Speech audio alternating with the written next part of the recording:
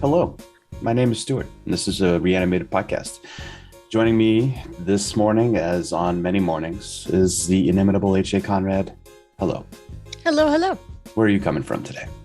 I am coming from Brooklyn, but immediately coming from eating breakfast at my local diner, which was awesome. Delightful. I am fresh, not so fresh, from a late night celebrating the wedding of some friends last night. And so I've had to resort to putting a little bit of Bailey's in my coffee this morning. That's just... Wow, that's some like college stuff there, man. No, in college, I never would have felt this rough after just a couple drinks. I don't know. Maybe just some coconut water would help more. I don't know. Just saying. Okay, don't yuck my yum. But hello and welcome back to Reanimated. We are coming back to Australia today for Wyrmwood 2, Apocalypse. And so we will be getting to that shortly after we talk about a couple. Well, none of this is like new news, but it's all new to me. And we've had a rough spring in terms of podcast scheduling. And so there were a couple of things that slipped by, such as, I think actually the Malnazidos movie, the first thing in our show notes for news is new. Yeah. This is so there is a trailer for a Spanish film set during the Spanish Civil War, featuring Nazi zombies, everybody's favorite. I think from the trailer that this looks like it has decent production value. Yeah, the trailer looked pretty good. So I'm looking forward to checking this out. It's coming up real soon on Netflix, July 11th. I assume it'll be probably available with subtitles and maybe dub. They tend to localize everything, don't they? Netflix. Yeah. I will say, you and I had talked before because the, Stranger Things, sort of this newest season, the episodes are like super long. But since we last talked, I got into it and just finished up this, whatever, the rest of it's going to get released on July 1. So I assume by July 11th, I will have time to watch this new thing now, and I'll be looking for new stuff. But wait, explain this to me again. I haven't finished the 5 episodes of Stranger Things that were available. So that's just like one chapter? Yeah, apparently the rest of it's getting released on July 1st. Do you know why they did it that way? I don't. But I will say I have enjoyed the heck out of this season. And I think that they did a really, to me, one of the best things about this show is the relationships between the kids, and they haven't lost that. And that kind of continues to be, to me, this one of the strengths of the series, in addition to like look, they get the timing off for certain things, like, like some music and some things don't quite mesh up where it's supposed to in the 80s, but I feel like they do a pretty good job at walking the line, and then, keeping it pretty creepy, and then having the sort of fun scenes, the equivalent, our 28 days later shopping grocery store scene is, they have that kind of stuff going on. And I feel like it looks really great. Like the camera work and everything is really great. So I'm excited to see the other half. And there was a pretty big payoff, which I suspected, but I was really psyched that the payoff was what I thought it would be. So continue watching. I have been enjoying it. I do agree that the relationships are so important to that show. And I'm getting to the point where I want to go back and watch I remember the first season really clearly. And I remember the mall season pretty well, but I feel like I need to go back and rewatch, because there are some really loaded relationships now, mostly with the guy with his hair. I can't remember his name. Steve. Yeah. Like he was kind of not a jerk in the first season, but like he's gone full circle and he's just like the cool guy. Right. But like when he shares a look with the newspaper reporter girl, you're just like, there's so much going on there. Oh yeah. Well, there's a lot with that. I agree that it's put really well put together. I wish it had zombies in it. It certainly got horror. It's the first episode was pretty freaky. Just no zombies. Yep. I Um, guess, yeah. yeah, but it's horror. And like, look, if you're into the I don't know, maybe it's just that it speaks to me. It's got like a very Spielberg ET feel to me sometimes, and they definitely pull from a lot of very specific things. And there are, there's homages all over the place in this. Like you could just make a list of all the things that they're kind of like talking about, but I think they do a really great job. And they definitely, I mean, I would say this season they definitely have a pretty big budget, and that's obvious. But they do, like, I don't know, I just really enjoy it. And it's not, honestly, it's not just the kids, but like the adult relationships too are pretty cool. So but I agree with you. I think I have to go back and rewatch a little bit because I certainly there's things I have forgotten about, just sort of like the fine details of a couple of things. So Yeah. but definitely love it. So I'm psyched to watch the rest in, I guess, this week. So July Oh, 1st. wow. Man, I got to clear my queue. I've got so much in front of me, including All of Us Are Dead being renewed for a second season. No idea when it's coming out, but the Mm, Netflix did release that information, a little teaser trailer, no new footage, but no. just saying All of Us Are Dead 2, and that's great. Yeah. Speaking of like, packing a queue with lots of things to watch, remember those episodes? There were like 12 of them, and each of them were an hour long. Well, yeah, and that's actually what the Stranger Things reminds me of. It's like, Yeah. okay, well, you know what? These are basically mini movies, each one. So it's kind of awesome. I don't know. I Yeah. loved it. I mean, we I think we agreed that it could have benefited from a little Yeah, editing. a They could have bit. maybe trimmed it down to 8 episodes, but yeah, that was so I'm excited that that's coming back, and I will keep watching for updates on when. And then finally, I'm not sure how this got past me, but there's a Resident Evil TV, not TV, Netflix series coming out also in July. Uh, what? And is it? And I don't think it's related at all to Raccoon City. I don't think so either. It doesn't look like it. And it doesn't sound like it.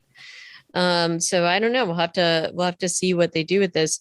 But look, there's a lot of potential there with like some of these storylines. Like, so we'll have to see what it is gonna be. So I don't know. It's gonna be I don't know. Like it's got an interesting little crew that are sort of signed on, and I don't know. This is like I don't know that, like, look, the franchise itself is really just not. I, it's never been my favorite, so I think everybody whoever listens to our show knows that. But I wonder what they're gonna do with this. Are they gonna keep a canon? Are they gonna make this like a side story?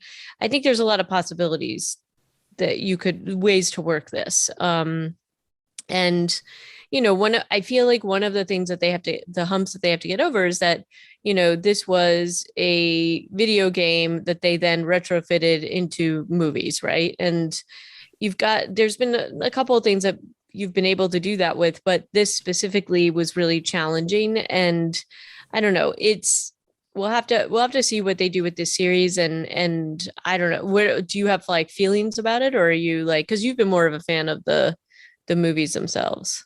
I don't have really any expectations because for as much Resident Evil stuff that's come out, I don't feel like I've even consumed all. I certainly haven't seen. I feel like even all the Mia Jovovich movies, and I haven't played all the games. So I think you might even have more expertise there than I do.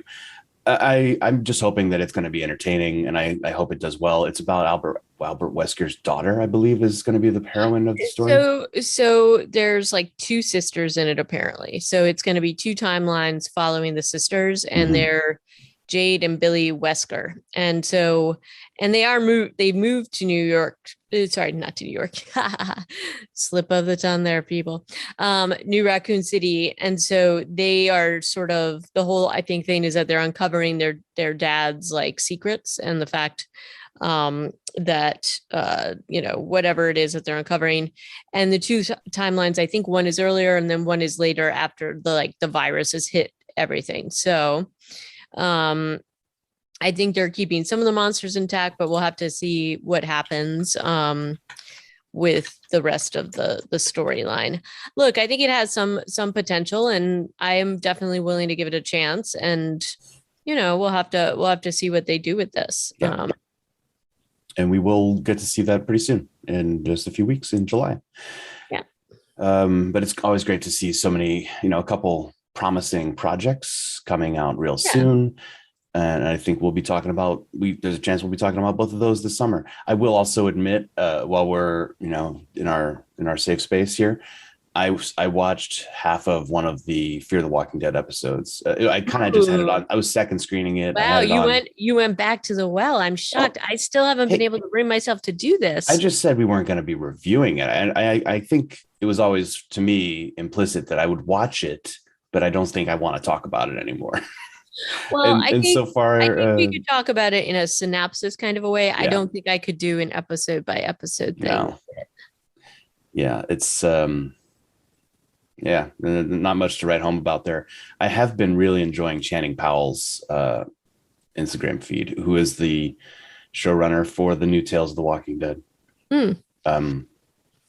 I think, I don't know. She's got a unique perspective, and that should be coming out soon too. I don't know what the date is for that, but I think it's soon, August 14th. So we have a month and change. I'm excited to see those. I think it's going to be cool. Yeah, me too. So I guess without further ado, it's just trying to delay it. So am I. I am. But it's like, okay. All right, we're going to jump into it. What we're talking about today is Wyrmwood Apocalypse, which is basically the follow-up to Wyrmwood, which we reviewed last week. Mm-hmm. Generally sequels are not very well done for a variety of reasons. And I did have one of the things we talked about last week is the fact that I do think that with the budget that they had and they put together a crowdfund to basically make the last movie, I worried that some of those really positive things that they did with it would go missing in this sequel. Were you able to find what their budget was for this one? For this one, I wasn't, and I did look. I did look, but I couldn't find any specific number. Did you? I know it was less than 10 million because that's what they had to do their Nectrotronica or whatever movie. And he was in an interview, was saying we didn't want to do a movie by committee, which is how those studio movies work when there's so much money involved. So this one was less, but it was more than the crowdfund. So it was more, somewhere between 160,000 and 10 million. There's a lot of land. There's a lot of real estate. I think that they probably got a lot more money in this for this one specifically. But, again, I just couldn't find what it actually was. I will say that it, I like it, to be clear, I really do like what I like what Kia Roche Turner does with films. So there is definitely no criticism there. And I am definitely on board with whatever he wants to do. And there were some really good things about this. But let's get into it. I have a lot of criticisms too. I know they're coming. Cast wise, Brooke and Barry are back in this movie. And so they're the same two actors reprising their roles, which is Jay Gallagher and Bianca Brady as Brooke and Barry. We also have Luke McKenzie come back again, which they came up with the very original line that he was the identical twin of the guy that they killed off the last. At least though, he doesn't have the same personality as his twin brother, because. They definitely fleshed him out, and maybe they just like this actor and wanted to give him a chance to have a less one-dimensional role. Yeah, maybe. But I couldn't quite tell if it was him in the first few scenes. But I think he did a great job in this. I was like, gosh, this guy looks familiar. Is that the same dude? And then they came up with the twin, and I'm like, brother, really? Okay. Brother, literally. And then we have a couple of newcomers, Shantae. It's great. Maxie, played by Shantae Barnes-Cohen, and her sister, I guess, Grace, who's played by Tazia Zalar. They're supposed to be Benny's nieces. that was also a little bit of a stretch because like how did they connect with Benny's nieces? Or maybe Yeah, they they didn't even really get into that stuff. just And brought it I up honestly once. don't know that they necessarily even needed that storyline. Because they could have just connected with them because for a variety of reasons, but I don't know that they necessarily needed that, but they kind of tried to draw that together, which I thought was weird. They set up that But like dynasty yeah, of people, I guess. And they, I think, had an interesting story. And I've also, looked at a couple interviews with Kia, and he's talking about how Barry and Brooke in this movie kind of go a little too dark, a little evil, so that they're less relatable, certainly by the end of the movie. And so he sees Maxie and Grace as taking over their sort of slot in the story of heroism. And I mm, think that's kind of an interesting vision for the storyline. And it's definitely true because Brooke, from the beginning of this movie, is like killing people she's not supposed to, yeah. biting the good guys, as it were. And so you could tell right off the bat. And then certainly Barry has grown his beard longer. He looks taller in this movie. Is that possible? He did look taller in this movie, and I couldn't figure out why. I also thought it was kind of interesting that they pretty much changed the protagonist or the what it follows. You're definitely seeing more of the younger girls and younger women, I suppose, and Reese, and following more of their storylines than you are of our two here of Barry and Brooke I mean, from the last film. they're in the first scene, They're and then barely in it. they basically come in the third act Yep. is the rest of their role. Most of the movie is about Reese, Yep. the captain's brother. And again, I think this guy does a good job. I think he's fun to watch on screen, and so is Shantae, who plays Maxie. I think they Mhm. have good chemistry. They do. And I also think that I liked how they showed they do a lot to show sort of how he's surviving out there in this particular world and all the things he's built in to use the zombies to his advantage. Yeah, the So there's compound could have been more featured, I feel like. it could, and I feel like that was one of the more interesting things that they did about the film. Yeah. And I will say that sort of in general, my criticisms of this film were a little bit similar to what they were of the other film, which is that like the body horror, the torture porn, that stuff, the Yeah. medical torture stuff, like they did it again in this to not in quite the same way, but it's a similar idea. And I just thought that that was like I would have rather found out a little bit more.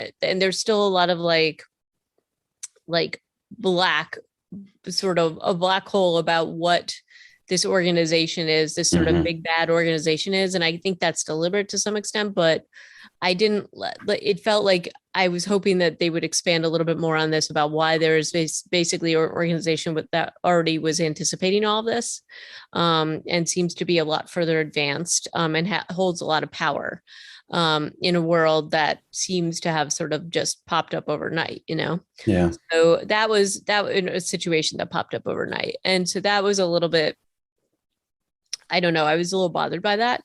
As far as yes, I mean I agree with you, and I'm saying a yes and here, but I liked the fact that the in costuming and production design they make all those soldiers look different. Each one of They them has do. like a unique sort of a face mask, which is kind of how you recognize most of them because you don't see their Yeah. faces except for the colonel. And each of them has like a different face mask, and I think that that's kind of cool. And they're not like really overtly different. It's just that there's no uniformity, which makes them seem less like an organization. But then they have radios, and there's, I think, still a hint that there are more of them out there in this film, although it wasn't quite as pronounced as in the first one. Yeah. Yeah. And look, I do think it's still like the cast, I think, was clearly having a lot of fun. There's a lot of antics, there's a lot of ridiculousness and over the top stuff. And in those things I really enjoyed. But I just thought that sort of and again, this was my criticism of the other film as well, but more so here. there just seemed to be like a lot of gratuitous, stupid, gory, violent things that were happening, especially when it got to like the military medical lab. Mhm. And again, with the like evil doctor, whatever that weird guy's name was, and he was again strange. It played by, and we talked about like how weird he looked before. But Goran Clute, who was the doctor. Well, he's the second one we meet. He's the one at the pill factory, and Yeah, then yeah. yeah, okay. But No, I'm saying Nick Boshier is the Surgeon General, and he has more of a role. yeah, but the two of them are equally like creepy and Yeah, like and they make it, it's just like so over the top and just a little bit I don't know. I just felt like that stuff could have been honed in a way to make it more interesting and I wasn't at all interested in that stuff. And some of it was also like, okay, we have a bigger budget now. We're going to go for bigger effects, especially noted at the end of the film when they do their big run for the, to infiltrate the bunker. yeah, But, but I do like that they changed sort of the focus that you weren't just following the same people and it wasn't just sort of a repeat of the last film. I just think I would have liked to seen a little bit more of Barry and Brooke sort of involved more so than what they did, even if you could only do it. And maybe it was like filming schedule, maybe they weren't available, who knows? But like, I just thought that they could have been integrated into the story a little bit more. And I think that the promise of the last film was also that they were going to like kind of figure out what was happening and, and they do that to some extent, but we just don't get the sort of payoff with the mystery, I guess. yeah. It's like its own separate little encapsulated mystery in this story Yeah, where Reese is doing one thing. It turns out he thinks he's doing one thing. It turns out he's doing something else. And I thought that those were actually decently handled, if not, there was a bit of the Soylent Green moment there toward the end of the movie too, so none of it's like super original, but it's still a fun watch. And I think that when I noticed they were spending that extra money, yes, it was definitely the bunker scenes, and they had more vehicles in this one, and like it might have even been the same Toyota Hilux that Reese was driving from the first movie, but it looked 100% different, right? It was like the armor was more solid, and obviously his compound was where they spent some money too. But I thought that these were.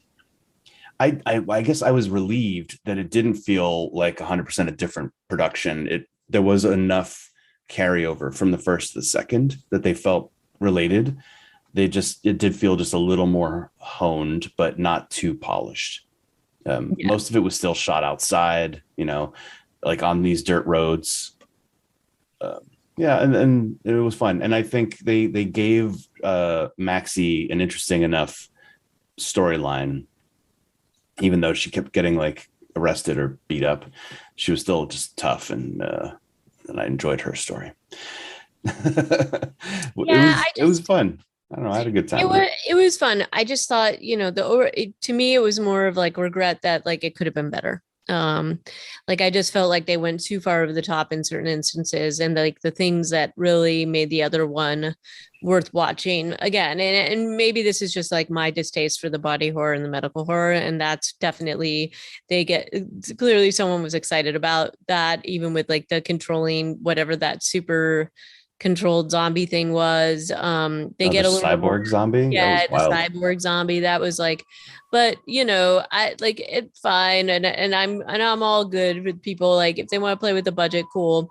But one of the things that I really liked in the prior film was like just sort of the ingenuity with the zombies. Although I will point out that the other film took like 3.5 years to do, and this was done in 6 weeks because they had a bit bigger budget and could move things along. But I do think that care that was taken in the last film, you end up having to cut out a little bit of it, like that. But they still do practical effects, and I thought those were very good.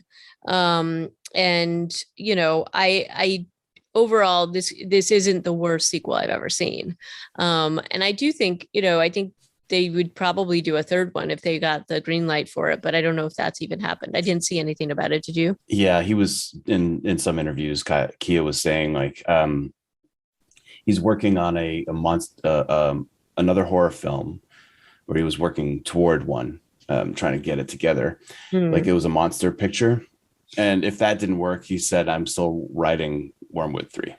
And he Oh, said, like, if we could get a TV show, which they tried to do before this movie yeah, came and it together, didn't work. because yeah, it's expensive, and he just couldn't. He and his brother just couldn't get what they were looking for to put it together. Even though they developed a teaser trailer for it, which I haven't watched, but he's just really, he likes the world that he's built here, and he's like, I could work in this world forever. Like if somebody tells me I want you to make Wyrmwood TV set in Spain, he's like, no problem. I can get that going and write it forever.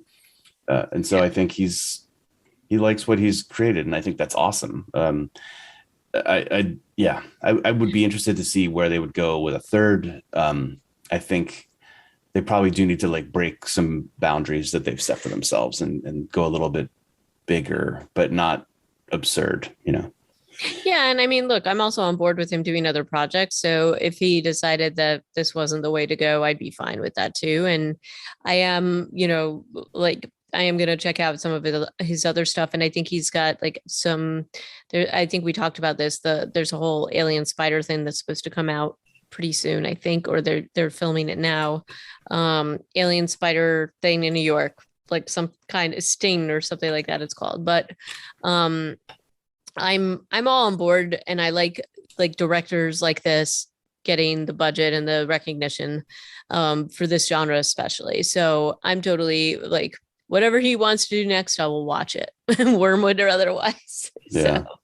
Maybe the spider thing you're describing is the one he was talking about. I don't know. I haven't seen anything about it. I know he did he did that, Necrotronic. yeah. But there was something, I think it was called like Sting, like what is his because he was talking about it in some interviews. Arachnophobia Horror Sting from Kia Roche Turner. Yeah. So that is I think that's supposed to be his next project. And that is, I think it's made or it's in either made or like post production or something. It's supposed to like premiere at Cannes. And I'm really, I'm not into like that kind of stuff, but oh no, it's late 2022. They said it's gonna start shooting. So I don't know. Who Yeah. knows where it's gonna end up, but I would definitely be into the watching whatever he does with this. It looks kind of cool, and the synopsis sounds kind of cool. Yeah. And It's I like the basically, fact that he's a soup to nuts kind of director, like yeah, he writes and he directs. And I think that makes ensures that his vision is going to be like at least more represented. And it doesn't always work for everybody to do that, but I think that he's got a good handle on that. So that's fun. he does. And I also, look, like part of why I really like him and I like especially these two projects is that he's been very, the practical effects and like the sort of that kind of uh, artistry that goes into some of those things. Like, and he even was talking about it with this new film is that they're going to do, the monster or whatever it's going to be, is there's going to be like puppetry involved and things like that. And I think those things make something unique and cool in a way that CGI doesn't. And I think you can use CGI, and he did in certain things, but I think it's more interesting when you don't. And when you're still like kind of going back to these ways of doing things because I don't know, it just has like a different feel to these kinds of films, and I think it's richer personally. But this also may, again, it's just my personal preference. I know you don't always are always into the practical effects, but depending, if they're more of the Raimi variety. But I think it's, to me, it's sort of like and I'm a huge Jim Henson fan and all those kinds of things. So I just like that kind of like if that's a part of a horror film, I'm always on board with it. Mm-hmm. Yeah. So I guess we kind of don't have a lot to say about this one without going through the plot, but I think the jury is back in with their determination that this movie wasn't maybe the best, but it definitely shows the same sort of promise that the first one did. And so we'd be down for whatever this dude wants to Yeah. do. Yeah, definitely. And I mean, yeah, not zombie, but I would totally watch this Sting film whenever he comes out with it. Yeah, and if they bring back Luke Mackenzie in the third movie as the triplet, then I will whatever, love man. that. I will love that.